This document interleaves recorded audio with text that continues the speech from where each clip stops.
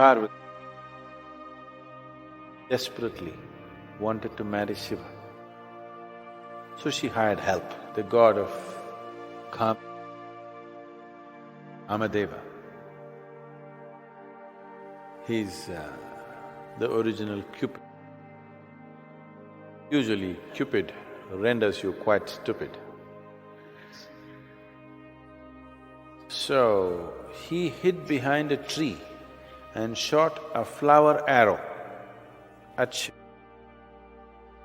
The flower arrow hit him and he opened his eyes from his meditative state, and this beautiful Parvati was sitting there. And suddenly something stirred up within him and he felt desire for her. Then he got angry, who did this to me? And he looked. Kama was looking from behind the tree at his success. Then he said, "You idiot, you disturbed my sadhana and put this desire in me." And he opened his third eye and he burnt him into ashes. You need to understand, any kind of desire, lustfulness, arises not from outside but from inside. So Shiva burnt Kama into ashes. Means, not that he looked at somebody who was behind a tree and burnt him. When he saw desire rising within him, he opened his third eye. Third eye is an inward eye, not an outward eye. These two eyes are enough to see the world. These two eyes can grasp everything that is physical. Now you want to see something which is not physical in nature, the only way to look is inward. So if you have an eye which can look inward, that is the third eye, not an extra appendage or an opening in your forehead. Third eye is referring to an inner dimension. Two eyes to see the physical. To see the non-physical, there's another eye, which is an inward eye. Why are they talking about the forehead?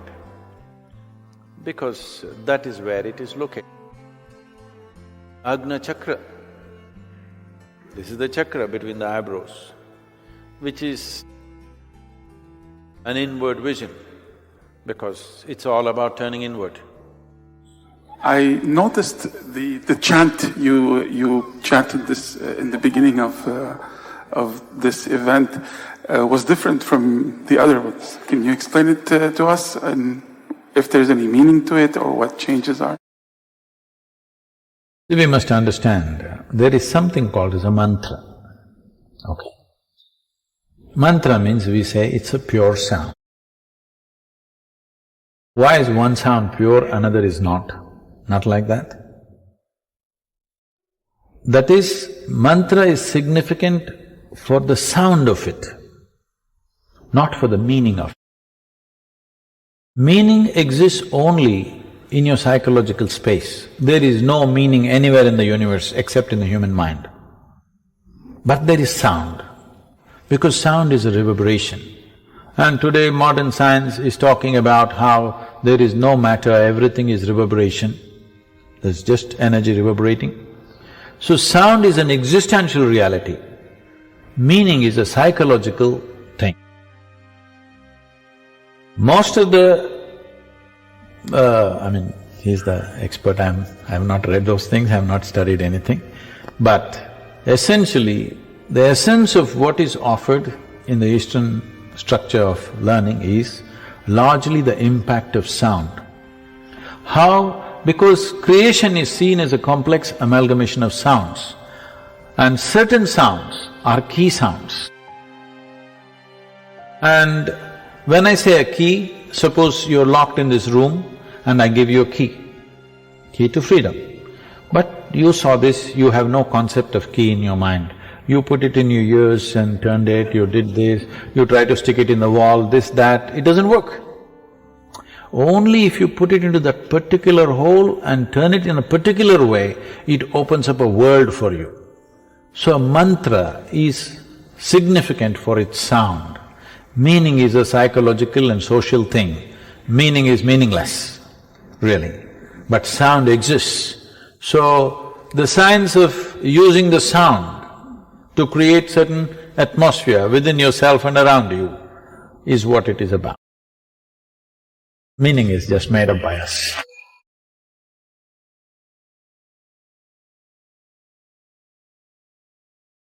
So, Sadhguru, what about when people say that we were created by God? Obviously, you did not create yourself, that's for sure. Our ideas of God may vary from culture to culture. Different people around the world have different ideas about it, different beliefs about it. But why we came to this idea is this: we all crawled out of our mother's wombs, and you see a newborn child how he's looking. He's asking, who, what the hell is all this? So much creation. Do you see question marks in his eyes? What? So much. Who did all this? Obviously, first he looks at his mother. Well, the mother delivered you, but she can't deliver the planet. Then you look at your father, well, obviously he can't do all this. Then you looked at every other adult around you, nobody seems to be capable of doing all this. Then being human beings, we say, there is a big human being sitting up there. He does all this. I'm sorry ladies, he's a man.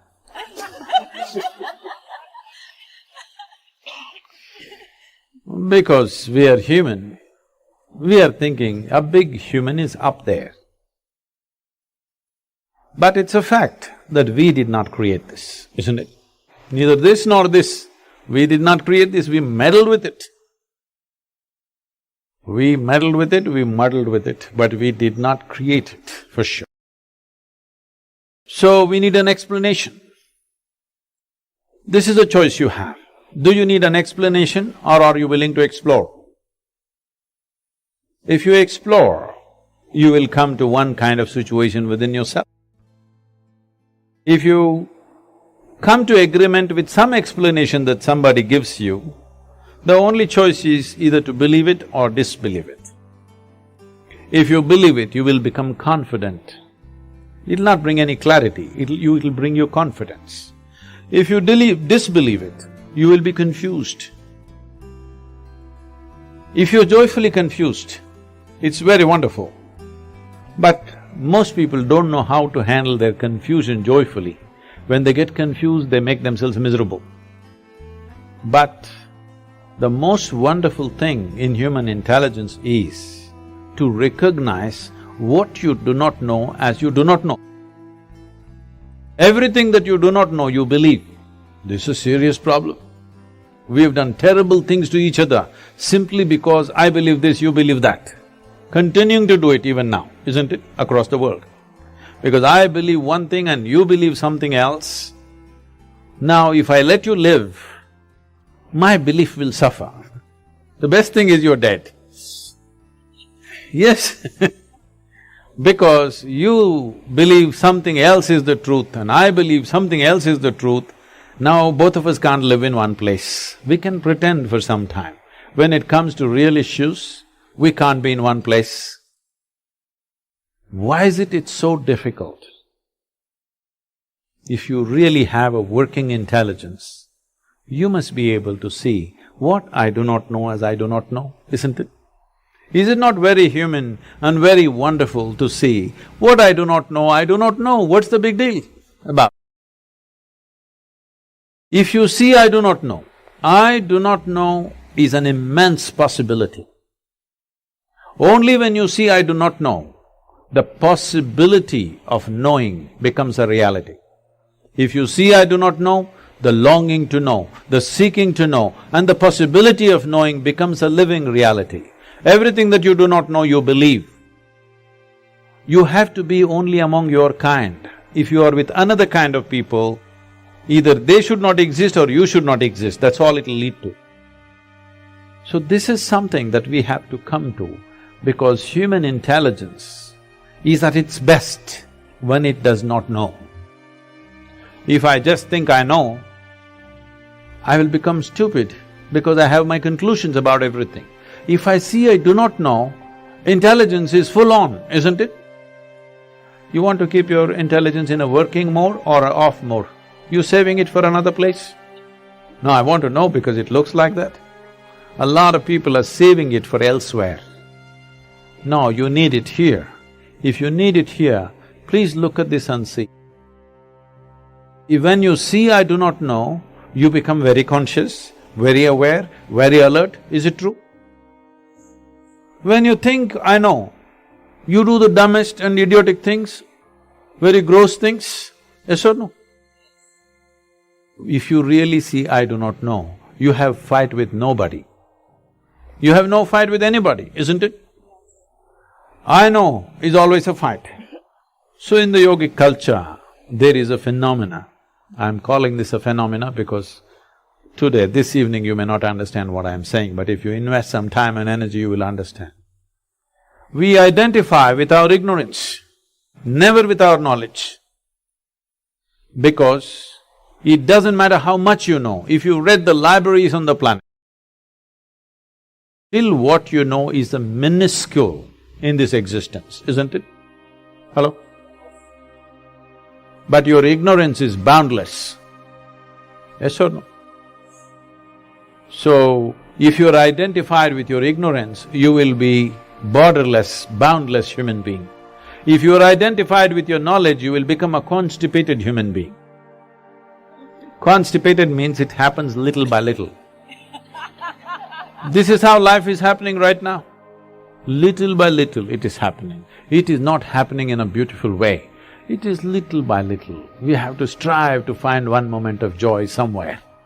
We have to do so many things to experience one moment of ecstasy. If you want to just live here, drenched with nameless ecstasies going on in every cell in your body, every moment of your life, then you must identify with your ignorance.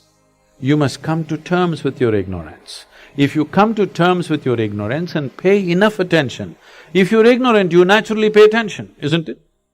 If you pay enough attention, you will see with all this scientific knowledge that we have, we still do not know one atom in its entirety. We know how to use them, we know how to break them, we know how to fuse them, we know how to make them explode, but we don't know what the hell it is, even today.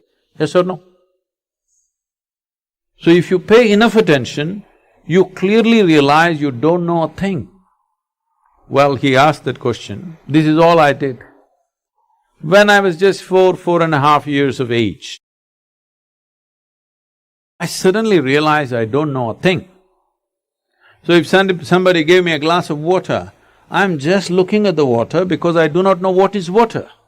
Well, I know how to use the water, but I don't know what it is. Even today you don't know what it is.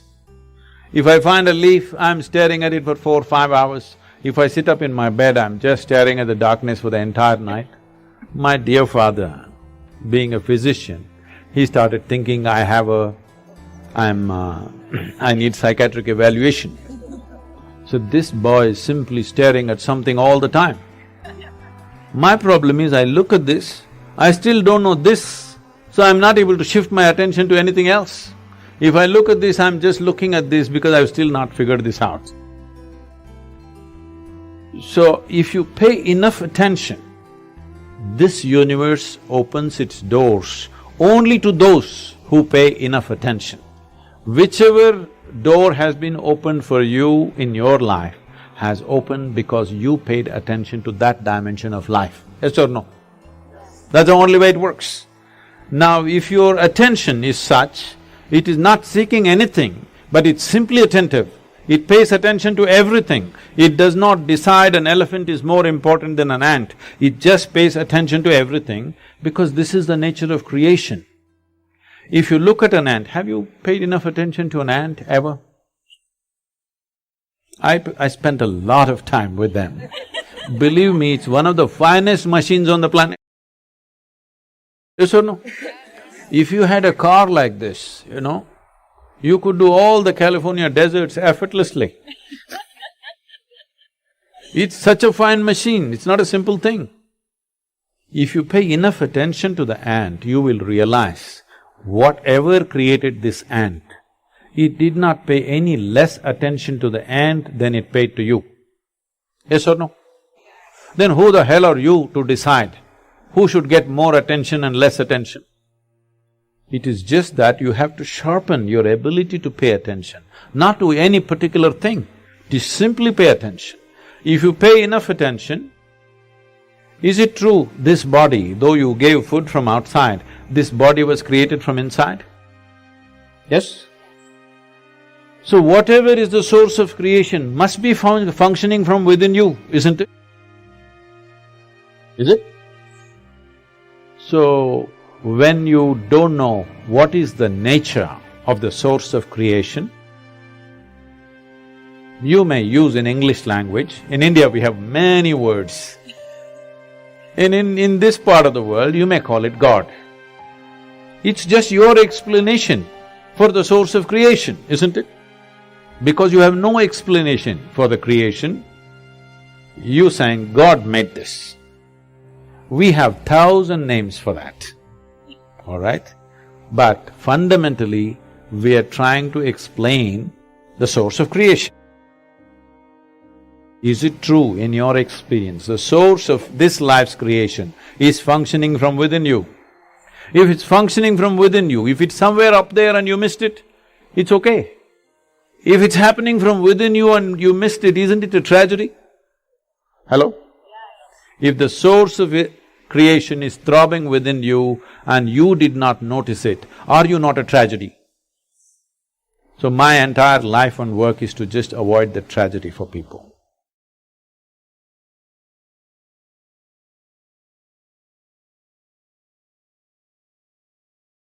I said there is so much effort and struggle to design and shape human mind when we are out of womb. Is there any way you know, sir, to design human mind when we are inside the question? At home? Is that what you asked? Inside the womb.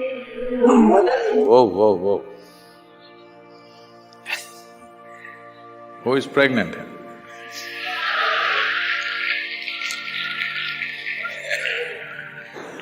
If you do not know this, maybe in northern part of the country it's largely almost gone totally. In south it's still little alive in the villages, but there also it's wiped out quite a bit. If you do not know this, from preconception to conception to various stages of pregnancy and delivery, and as long as the mother is feeding the child, there's an entire established process in this country as to how a woman should eat, what she should do, what kind of people she should interact with, what kind of form she should look at, what kind of form she should not look at, what kind of sound she should hear, what kind of sound she should not hear. All this was very much there. But we must also understand life has changed. Today women are going to work, they have to get into that horrible bus where they're pushed around, it doesn't matter she's pregnant. And all kinds of things, all kinds of fumes, all kinds of sounds, all kinds of noises, all kinds of abuse, every kind of thing happening to her. In some way, we're doing that to the child also. There is no job in the country or in the world where you can take off for 1.5 years and get back to the job to fulfill this. For various reasons, we are not taking the business of manufacturing the next generation of people with sufficient care. We are not paying enough attention to it, for which we will pay a price. Over a period of time, we will pay an immense price for that. But we are definitely not taking enough care about it in the entire world, not just in this country.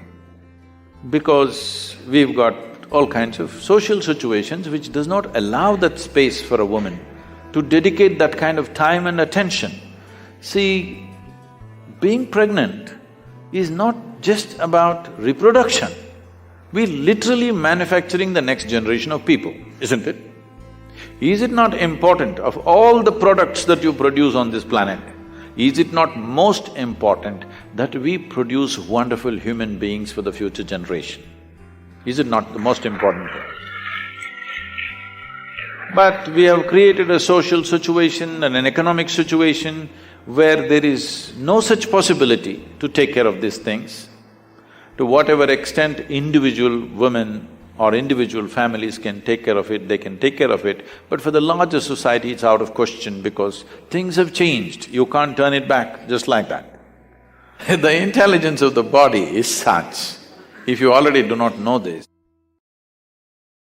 If a woman delivers a male child, the quality of the milk that she produces is in a certain way.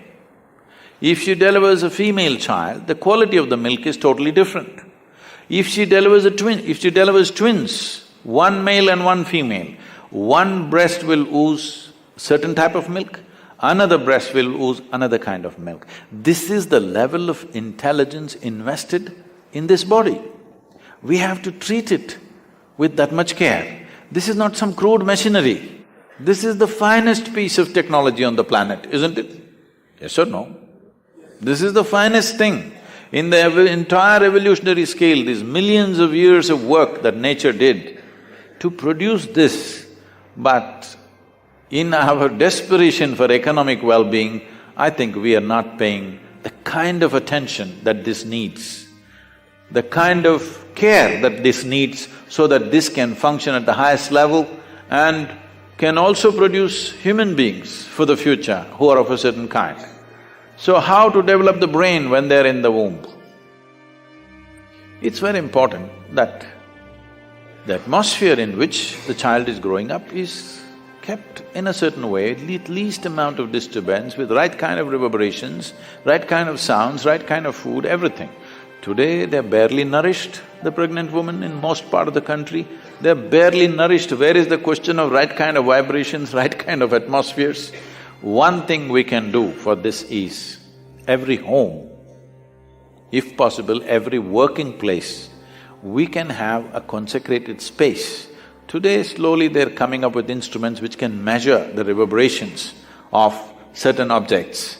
We can create consecrated spaces or we can create consecrated objects, which at least at that time she can carry upon her body so that kind of, to some extent, it's not the best solution, to some extent it neutralizes the outside impact to whatever extent possible. Or if she lives in a home, the place where she sleeps and other things are taken care of, some amount of respite can be there for that new life which is blossoming within the womb.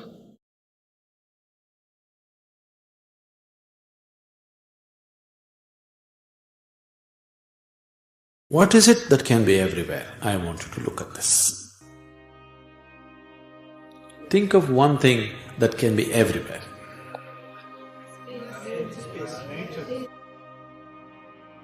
Nature? What does nature mean to you?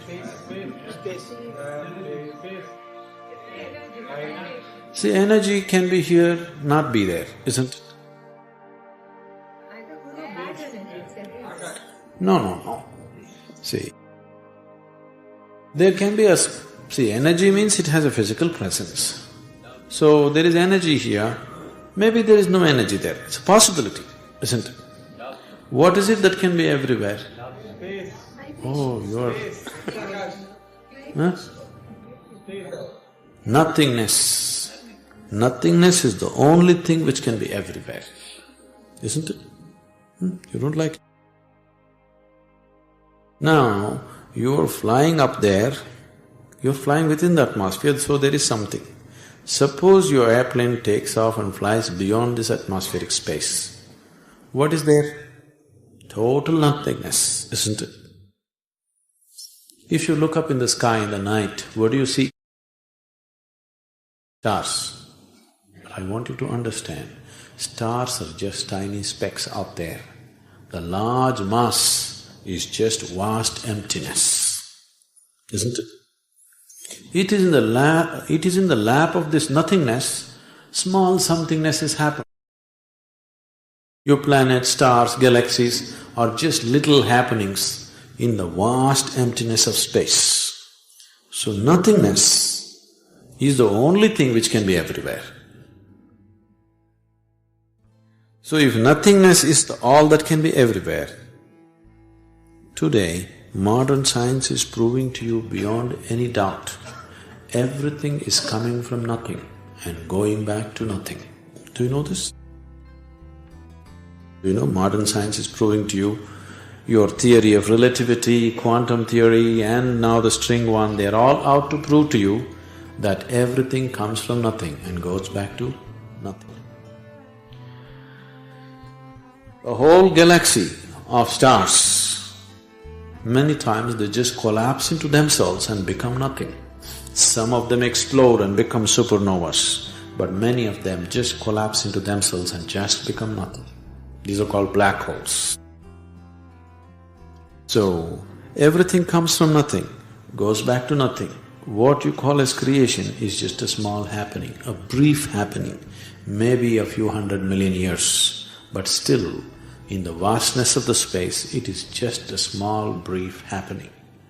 You may think you are too much, but you are just a brief happening, isn't it? Simply you appear like this, you'll disappear tomorrow, isn't it?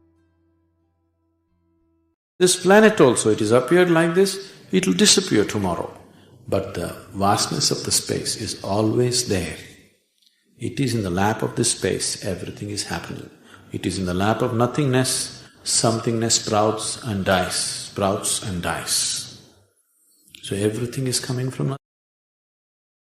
The word Shiva. The word Shiva means that which is not. The word Shiva literally means that which is not. That which is creation, that which is not is Shiva or the creator. So, this is ultimate science for you. They're just telling you everything comes from nothing and goes back to nothing. Because everything is supposed to come from Shiva and he is that which is not. He is nothingness. Or in other words, he is darkness. Space is just utter darkness, isn't it? Yes, experientially. The sources of light are always limited. If you see light, it means something is burning there. It won't be forever, it'll burn up after some time. You feel and see, something is burning here. Yes? In a mild way maybe, but something is burning and you can't keep the burning forever. You cannot keep any burning forever. It'll burn itself out after some time. Even the greatest source of light that you know is sun. Even he is burning himself up. One day he will be done. Yes or no? Such a great source of light. Just with my hand, I can stop the light and leave a long shadow of darkness, isn't it? But darkness, can you stop it anywhere? It is everywhere, into everything. So, your religion's told you, God is everywhere. That means they're telling you God is darkness. But always you believed divine light, never divine darkness. In yoga, for beginners in yoga, we always tell them, God is light. As people advance in yoga, we tell them, God is darkness. Huh? What? You're afraid of darkness? See, darkness means there is nothing. Nothing cannot hurt you, only something can hurt you, isn't it? Isn't it so? Huh? Yes. Why are you afraid of that which created you? Yes, it's nothing.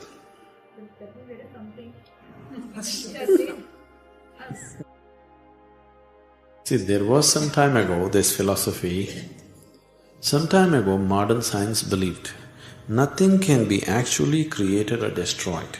You can only convert one thing into another. Matter can neither be created nor can it be destroyed, but not anymore. Worldwide physical research laboratories have done this. Now they can destroy a proton or a neutron, not releasing any energy, not becoming anything else, just simply plain destruction. An existing proton, you can make it non-existent.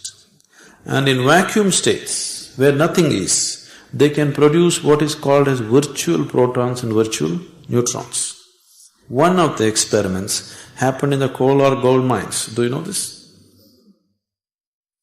Because they wanted a certain depth and a certain pressure inside the earth.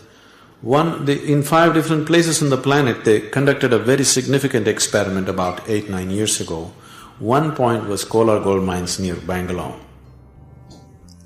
And they can actually destroy protons and neutrons, and they can create protons and neutrons out of nothing. So, this whole idea of if something has to be there, something else has to be there behind it, doesn't arise anymore. Everything comes from nothing and goes back to nothing. You know? May make some, not necessarily.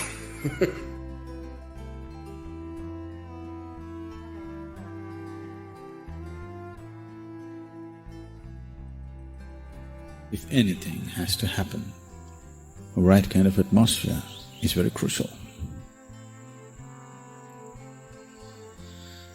If this plant has to flower, the soil should be right. The seed may be great, but if the soil, the temperature, the air, the water, if it's not right, this great seed is not going to get anywhere. So creating an appropriate atmosphere for anything to happen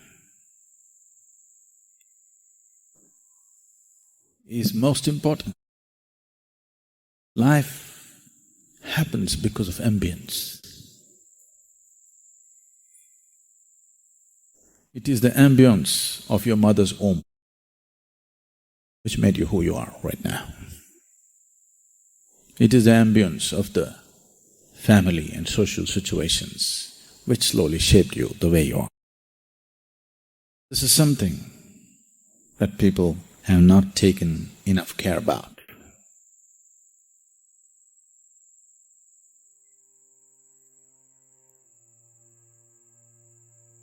When you were born as a helpless little baby or an infant, the lap of your mother, the comfort, the security, the nourishment of your mother's lap was crucial. Can I not grow up without it? You can. But it could be a struggle. It wouldn't be a joy to grow up. And it is possible that you could be physiologically or psychologically impaired in the process of your growth, simply because you did not have that lap. Can I not grow up in a crib? You can. But it wouldn't be the same. It would mean a lot of struggle. So even for your physiological and psychological growth, what kind of ambience? The lap of your mother, the maternal lap, becomes very important. For one's spiritual growth, for one to flower spiritually, lap of grace is most important. Can I not grow without it? You can. It would be improper to say you cannot. You can. But it would be lot of struggle.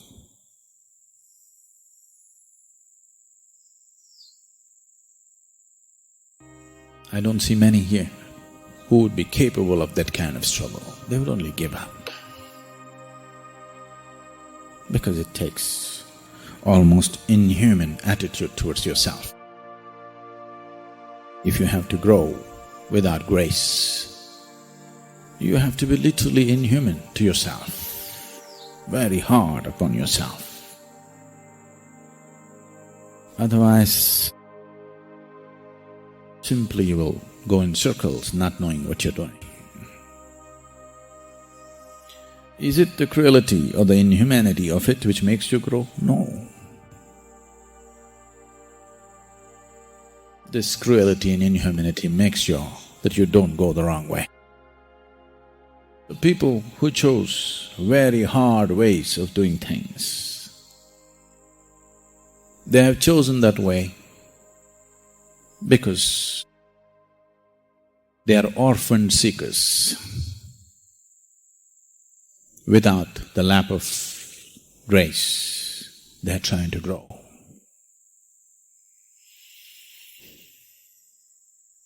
I know the pain of this better than anybody. Lifetimes of heartbreaking sadhana.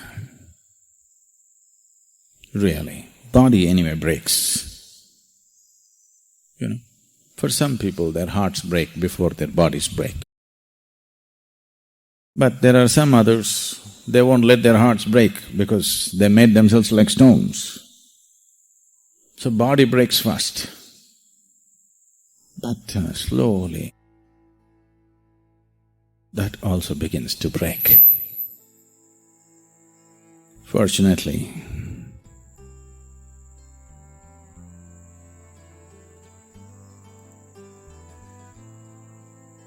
you're right.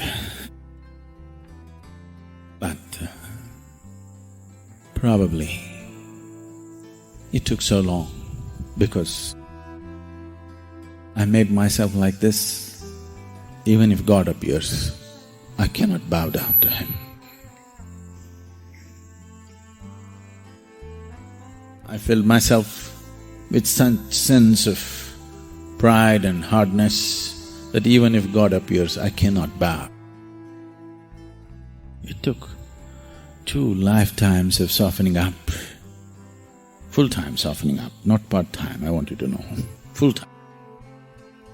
To become overwhelmed, to allow somebody to overwhelm you. And once you genuinely bow down, now you can bow down to anything. You show me a pebble, I'll bow down, not just to the mountain. I bow down to the mountain every day. But you show me a little pebble, that also I'll bow down. Because it takes so much to realize that you actually do not even know what this blade of grass is yet. Even if you're a great scientist or a biologist, you still do not know what even this blade of grass is. Yes? You still do not know? Forget about the mountain, forget about the existence, forget about the Creator altogether. Even this blade of grass, you still do not know it. You do not know an atom in this existence. You do not know an atom of this physical science. When you realize the magnitude of your ignorance, then you're willing to crawl at everything.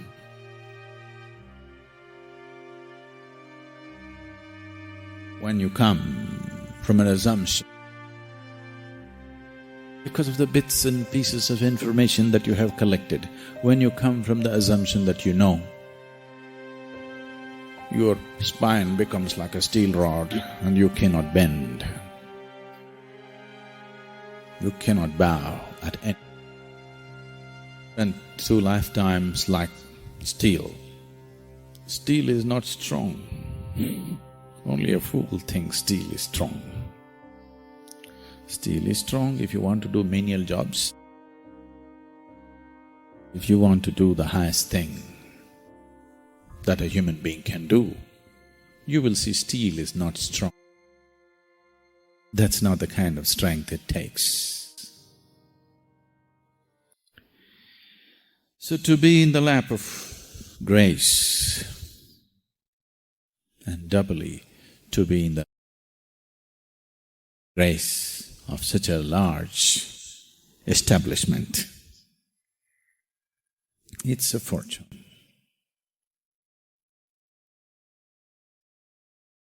We can set up an experiment for you to experience what is the difference.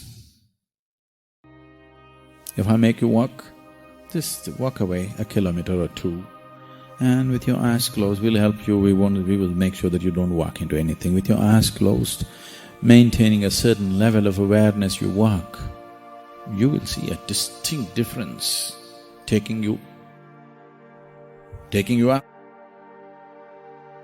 A distinct difference happening within the very physical system as you move closer to this space. To set up such a lap of grace, many have contributed. But now, around the world, all kinds of things are happening in the name of spiritual process. And this has caused immense damage. The very seeking in people. Because if there is no trustful ambience, there will be no spiritual process as such.